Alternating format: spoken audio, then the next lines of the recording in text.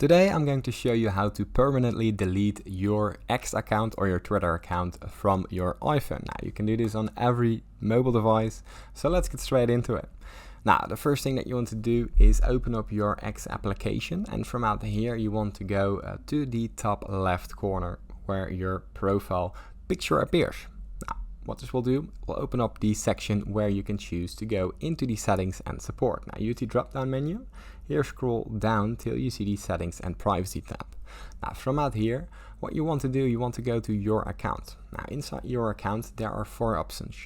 There is no option to delete your account because this is a other process under the deactivate your account. So choose the last option. Now here what you want to do, you want to deactivate your account, but make sure that if you want to permanently delete your account, to wait 30 days, because you still have time after you deactivated your account to reactivate it. Now, if you don't do this after the 30 days, your account will be permanently deleted. So simply press deactivate. Now here we're going to choose our password. From there, press deactivate, yes.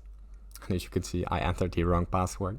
But here, what will happen, it will deactivate your account, and from there, if you log in with your account again, your account will be activated, and you have to do this again for 30 days. So make sure to do it beforehand.